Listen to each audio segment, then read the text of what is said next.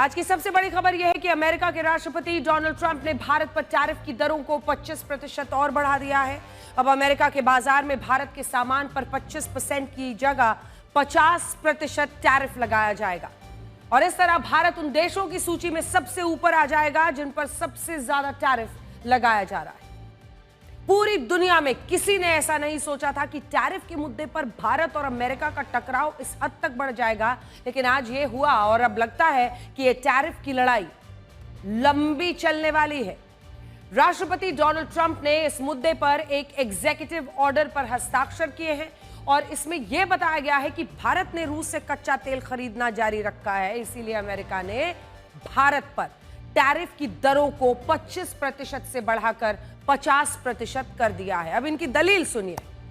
और ये extra 25% tariff आज से 21 दिन के बाद से लागू होगा, यानी 7 अगस्त से भारत के सामानों पर 25% टैरिफ, फिर 27 अगस्त यानी कल के बाद 21 दिन के बाद 27 अगस्त से भारत के सामान पर कुल 50% टैरिफ लगने लगेगा। अब इसकी गंभीरता को आप समझिए। मैं आपको कुछ देर में बड़ी स्क्रीन पर लिए चलूंगी और बताऊंगी। मेरे हाथ में ये एमईए की तरफ से जो रिस्पांस आया है ऑफिशियल स्पोक्सपर्सन का, वो मैं जल्दी से आपको बता देती हूं, क्योंकि अब भारत ने भी सख्त शब्दों में कहा है कि जो अमेरिका है वो हाल के दिनों में भारत का जो ऑयल इंपोर्ट है रशिया से, उस पर अटैक कर रहा है। हमने ये साफ साफ कहा है, साफ साफ शब्दों में कहा है कि जो हमारा इंपोर्ट है वो मार्केट फैक्टर्स पर आधारित है और ओवरऑल ऑब्जेक्टिव सिर्फ ये है कि 1.4 बिलियन जो भारतीय हैं उनकी ऊर्जा सुरक्षा, उनकी जो सिक्योरिटी है, एनर्जी सिक्योरिटी, उसको हम ध्यान में रखें। तो हम नीचे भी चलाकर दिखा सकते हैं अपने दर्शकों को कि भारत की तरफ से क्या जवाब दिया गया है, भारत ने क्या संदेश दिया है। साफ कहा है कि ऊर्जा सुरक्षा, एनर्जी सिक्योरिटी हमें अपने देशवासियों को देनी ही देनी है और उसी आधार पर हम काम कर रहे हैं। लेकिन देखिए दूसरा पॉइंट जो ये लिखा है और उसके बाद आगे ये भी लिखा गया है, ये बहुत ही दुर्भाग्यपूर्ण है, ये बहुत ही दुर्भाग्यपूर्ण है कि अमेरिका ये फैसला ले रहा है कि वो एडिशनल टैरिफ यानी और भी टैरिफ बढ़ाएगा और बहुत सारे अन्य देश हैं जो अपने अपने नेशनल इंटरेस्ट को देखते हुए ही काम करेंगे। तो कुल मिलाकर अमेरिका को जवाब दिया है एमईए ने और ये ऑफिशियल स्पोक्सपर्सन की तरफ से जवाब आया है जिसमें उन्होंने साफ शब्दों में लिखा है कि दुर्भाग्यपूर्ण है और ये भी कहा है अंत में, जो आखिरी पॉइंट है, कि हम ये बार बार कह रहे हैं कि जो भी आप कर रहे हैं वो न्याय संगत नहीं है, वो न्याय संगत नहीं है। और इसी के साथ ये भी कहा है कि ये अनजस्टिफाइड है, अनरीजनेबल है, तार्किक नहीं है। और इसी के साथ ये भी कहा है कि भारत हर एक्शन लेगा, हर वो काम करेगा जो राष्ट्रहित में है। अब आपको मैं बड़े स्क्रीन पर लेकर चलती हूं और यहां पर दिखाती हूं कि टैरिफ के मामले में क्या इंडिया फिलहाल करता हुआ दिख रहा है और अमेरिका के 15 ट्रेड पार्टनर्स जो है वो हम आपको बताते हैं। सबसे पहले आप इन देशों की सूची को देखिए जिनके साथ अमेरिका सबसे ज्यादा व्यापार करता है। इनमें चीन तीसरे नंबर पर है, जो आप सिग्निफिकेंस देखेंगे अलग अलग देशों का। भारत 9वें नंबर पर है, ब्राजील 15वें नंबर पर है। तमाम देश जिनके साथ वो व्यापार करता है, 15वें नंबर पर ब्राजील आपको दिख रहा है जिनके साथ हम व्यापार, कुल मिलाकर ये 15 देश हैं जिनके साथ व्यापार कर रहे हैं। अब ऐसे में जब आप परिस्थिति को देखेंगे, इस सूची को देखेंगे, तो इसमें यह लिखा है, इस पूरी सूची में अमेरिका के 15 जो ट्रेड पार्टनर्स हैं उसमें देखिए 50%, अमेरिका के जो 15 ट्रेड पार्टनर्स हैं उसमें आप 50% टैरिफ लगा रहे हैं। सबसे ज्यादा टैरिफ कौन कौन से देशों पर अमेरिका लगा रहा है? तो ये 50% है भारत पर, 50% है ब्राजील पर, कनाडा पर जिसके साथ वो इतना व्यापार करता है वहां पर 35% है, चीन पर 34%, 90 दिन का उनको फायदा दे दिया है आगे टालकर, ताइवान के साथ 20%, वियतनाम के साथ 20%, जापान के साथ 15%, जर्मनी के साथ 15%, दक्षिण कोरिया के साथ 15% और यूके यानी इंग्लैंड के साथ 10%। लेकिन सबसे ज्यादा टैरिफ अब 2 देश जिस पर वो लगा रहा है वो 2 देश हैं, भारत और ब्राजील। इस वक्त पूरी दुनिया में भारत से ज्यादा टैरिफ किसी देश पर अमेरिका ने नहीं लगाया है। ब्राजील और भारत दोनों पर 50% है, लेकिन ब्राजील अमेरिका के साथ सिर्फ 1.9%, यानी 1.9%, लगभग 2% का व्यापार करता है। इसीलिए 50% टैरिफ से ब्राजील का उतना नुकसान नहीं होगा जितना नुकसान भारत का होने वाला है। उदाहरण के लिए 2023-24 में भारत और अमेरिका के बीच हम आपको बताना चाहते हैं कितना व्यापार हुआ है। भारत और अमेरिका का पूरा व्यापार तो 2023 और 24 में 9.91 लाख करोड़ का व्यापार हुआ है। 9,91,000 करोड़ का, इसको आप समझ लीजिए। और इसी के साथ आप जो निर्यात देख रहे हैं वो 6.42 लाख करोड़ का है।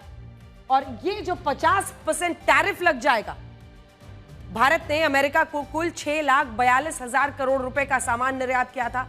अब इसी सामान पर राष्ट्रपति ट्रंप ने जो 50% टैरिफ लगाया है, जिससे भारत का सामान ऐतिहासिक रूप से महंगा हो जाएगा अमेरिका में।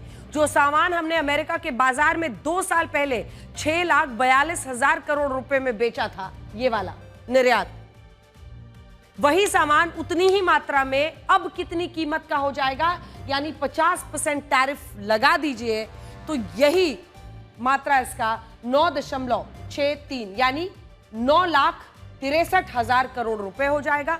तो कुल मिलाकर 3 लाख करोड़ रुपए का जो टैरिफ है वो बढ़ेगा। तो कुल मिलाकर क्या इसका असर होगा? ये टैरिफ भारत या अमेरिका की सरकार को नहीं देना होगा, ये टैरिफ अमेरिका के लोगों को भरना होगा। ये बार बार हम आपको बता रहे हैं, कई लोग जो इसको समझ नहीं पा रहे हैं। दरअसल ये टैरिफ लॉन्ग टर्म में इंडिया को नुकसान पहुंचाएगा, क्योंकि हमारी चीजें अमेरिका में महंगी हो जाएंगी। लेकिन अगर अमेरिका में महंगी होती है तो यही चीजें अमेरिकियों को ज्यादा पैसे देकर खरीदने होंगे, और अमेरिका के लोग यहां ये देखेंगे कि अगर भारत का सामान उन्हें महंगा पड़ रहा है तो वो भारत का सामान कम खरीदेंगे। इससे भारत का अमेरिका को निर्यात कम हो जाएगा।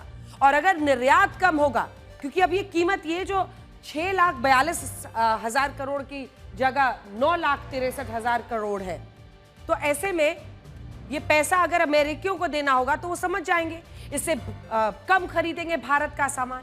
इससे भारत के करोड़ों लोगों के लिए आने वाले वक्त में जो काम कर रहे हैं, जिनके वहां पर सामान जाता है, उनको ऑर्डर्स कम आएंगे। अगर ऑर्डर्स कम आते हैं, उत्पादन घटता है, नौकरियों तक मामला जाएगा और अलग अलग इंडस्ट्रीज जो है, इन पर बुरा असर पड़ेगा। लेकिन सवाल ये भी है कि जो अमेरिकी अब तक इतनी कीमत में तमाम सामान खरीद रहे थे, उनके लिए कीमत अब इतनी हो जाएगी और उनके लिए ये सब कुछ जो महंगाई का भयावह सबब लेकर आने वाले वक्त में आएगा।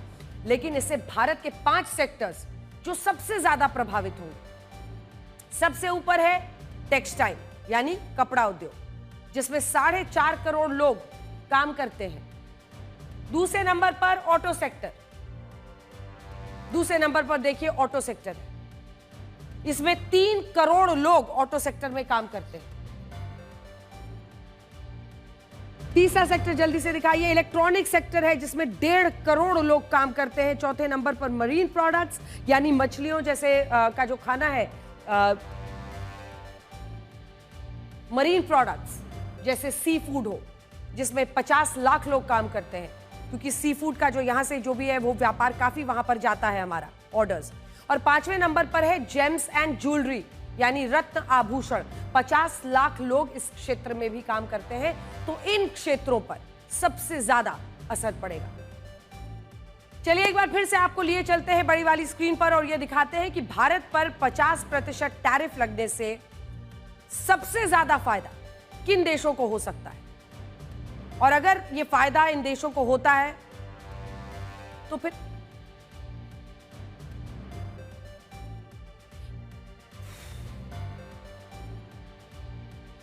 आइए अब आपको दिखाते हैं कि सबसे ज्यादा फायदा किन देशों को होगा। समझना यह है कि चीन और वियतनाम को यह फायदा हो सकता है। अमेरिका अपना लगभग 6.5% जो व्यापार है वो करता है चीन के साथ। ये वियतनाम के साथ हम आपको दिखा रहे हैं 4.2% व्यापार, 4.2% अमेरिका का व्यापार है वियतनाम के साथ। भारत के साथ 2.9%। और यहीं पर आप देखिएगा तो चीन के साथ व्यापार ज्यादा करता है। अगर चीन का भी डेटा है तो दिखा दीजिए। पहले अमेरिका चीन और वियतनाम पर भारत से ज्यादा टैरिफ लगाता था। चीन पर 10.5%, 10.7% टैरिफ लगाता था चीन पर। ये देखिए वियतनाम का है 3.9% और भारत पर यूएस में भारतीय सामान सस्ता इसलिए होता था क्योंकि भारत पर सिर्फ 2.4% टैरिफ लगता था। यह सबसे बड़ा फायदा था। इससे होता यह था कि पुराने टैरिफ से भारत का सामान अमेरिका के बाजार में वियतनाम हो, चीन हो, दोनों से सस्ता होता था। चीन पर पहले से 10.7% का टैरिफ था, वियतनाम पर 3.9% का टैरिफ था। इससे हम हमेशा एडवांटेज में रहते थे क्योंकि हमें लगता था सिर्फ 2.4%, और यही बात डोनाल्ड ट्रंप को चुभ रही थी।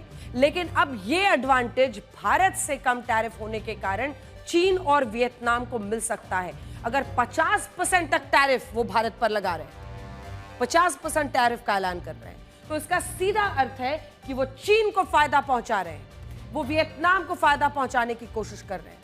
यहां वियतनाम का जिक्र खास तौर पर इसलिए कर रहे हैं क्योंकि चीन के बाद वैश्विक कंपनियों ने सबसे ज्यादा फैक्ट्रियां पिछले कुछ सालों में वियतनाम में लगाई हैं। ये देखिए, और वियतनाम भी एक मैन्युफैक्चरिंग हब के तौर पर उभरा है, और इसीलिए जो परिस्थितियां बन रही हैं उसमें इन दो देशों पर नजर रखने की जरूरत है, क्योंकि अभी 90 दिन का फायदा चीन को दे दिया है अमेरिका ने।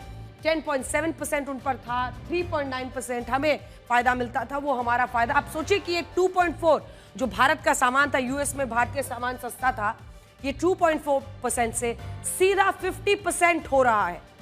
और ये सब कुछ एक पहला तो 25% कल से रोल होगा और अगला 25% अगली बार रोल हो जाएगा। तो असल में ये अमेरिका की एक रणनीति है जिसके तहत वो भारत के निर्यात को कम करके वियतनाम को अपने देश में निर्यात बढ़ाने के लिए प्रोत्साहित कर रहा है, और उस पर भारत से काफी टैरिफ लगा रहा है। और चीन को भी उसने 90 दिनों की एक मोहलत दी है, और ये कहा है कि चीन पर टैरिफ की नई दरें अगले 90 दिनों तक लागू नहीं होंगी। अब आइए आपको बताते हैं, राष्ट्रपति ट्रंप ने भारत पर यह भारी भरकम टैरिफ सिर्फ इसलिए लगाया है क्योंकि भारत रूस से कच्चा तेल खरीद रहा है। लेकिन विडंबना यह है कि खुद अमेरिका भी रूस के साथ व्यापार करता है। तो आइए जरा डोनाल्ड ट्रंप को बताया जाए, कुछ समझाया जाए। जब उनसे पूछा जाता है कि आप तो खुद ही तमाम व्यापार उसके साथ कर रहे हैं, खरीद रहे हैं, केमिकल्स, फर्टिलाइजर्स, यूरेनियम से जुड़ी हुई चीजें, तो पता है उन्होंने क्या कहा कि मुझे पता नहीं है, मैं जांच करूंगा। तो कुछ आंकड़े आज सामने रखना जरूरी है। अमेरिका भी रूस के साथ व्यापार करता है, और जब से राष्ट्रपति ट्रंप सत्ता में आए हैं तब से पिछले 6 महीने में मिस्टर डोनाल्ड ट्रंप, ये व्यापार आपने कितना बढ़ाया है, ये जांच की जरूरत नहीं है, ये नंबर्स पब्लिक में हैं। जनवरी 2025 में जब डोनाल्ड ट्रंप अमेरिका के राष्ट्रपति बने, ध्यान से सुनिएगा, डोनाल्ड ट्रंप अमेरिका के राष्ट्रपति बने तब अमेरिका ने रूस को 300 करोड़ रुपए का सामान बेचा था। 300 करोड़ रुपए का सिर्फ सामान बेचा था। लेकिन 6 महीने बाद जून 2025 में, क्या आप जानते हैं ये आंकड़ा कितना हो गया? 454 करोड़। कैसे ये आंकड़ा बढ़ा है? और ये सब कौन कर रहा था? Mister Donald Trump. लेकिन मिस्टर डोनाल्ड ट्रंप को अपना किया दिखता नहीं। तो क्या ये 454 करोड़, इससे पुतिन ने कहा है कि इस पैसे से हम हथियार नहीं खरीदेंगे यूक्रेन के खिलाफ, इसका क्या वो माला बनाकर पहनेंगे या किसी अलमारी में सजाएंगे? मामला बहुत गंभीर है। जिस तरह से डोनाल्ड ट्रंप लगातार अमेरिका के बाद रशिया की बात करके भारत को टारगेट कर रहे हैं, उस पर यह आंकड़ा तो उनको दिखाना जरूरी है। इसी तरह जनवरी 2025 में अमेरिका ने रूस से 1689 करोड़ रुपए का सामान खरीदा, लेकिन अपने 6 महीने के कार्यकाल में 2025 में यह आंकड़ा आपको पता है कितना हो गया? 3489 करोड़ रुपए का हो गया।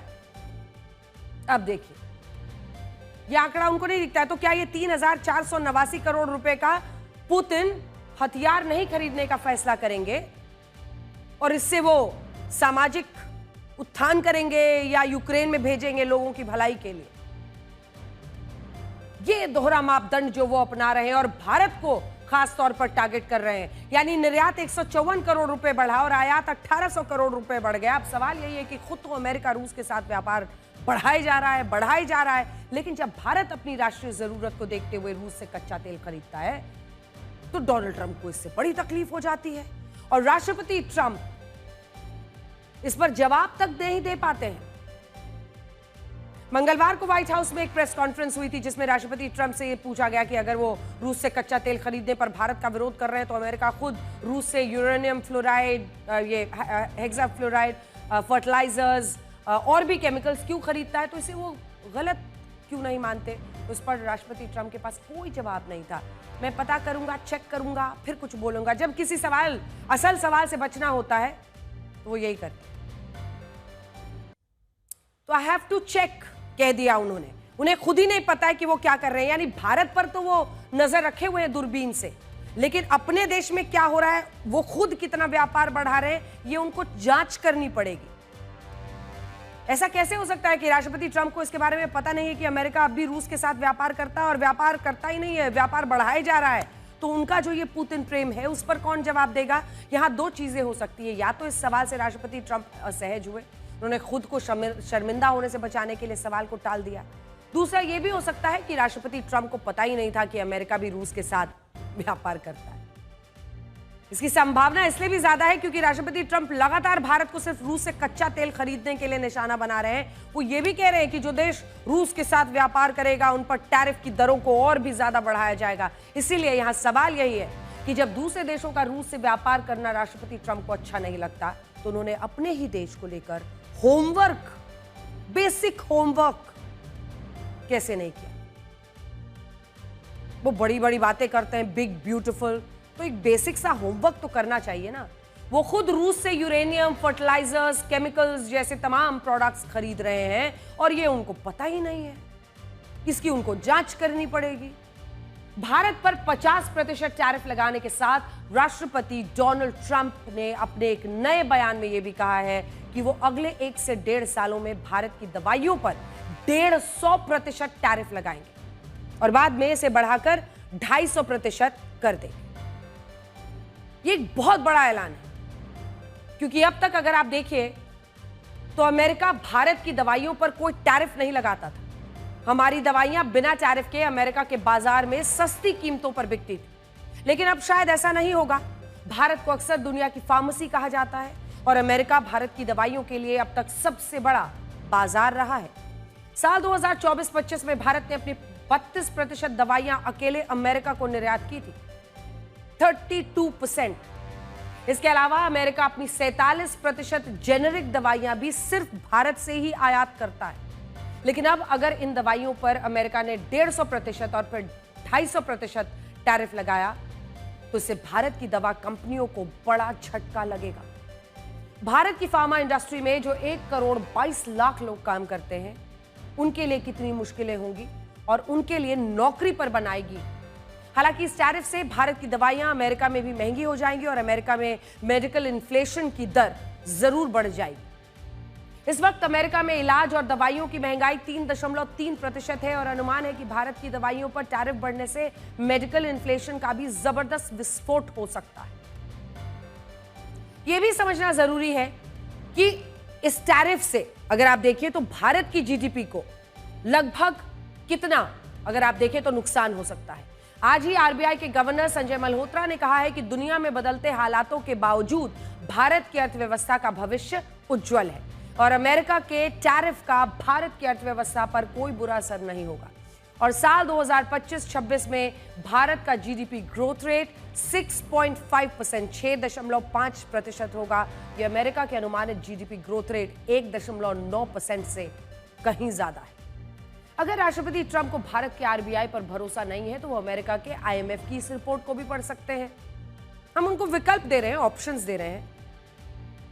आईएमएफ का अनुमान है कि साल 2025-26 में जब पूरी दुनिया की विकास दर 3% रहेगी, तब भारत की विकास दर टैरिफ के बावजूद, जी हां, आईएमएफ की रिपोर्ट तो समझ में आती होगी व्हाइट हाउस में काम करने वाले लोगों को, 6.4% भारत का अनुमान है आईएमएफ के अनुसार, जब पूरी दुनिया 3% पर रहेगी और टैरिफ के बावजूद उनका यह एस्टिमेट है।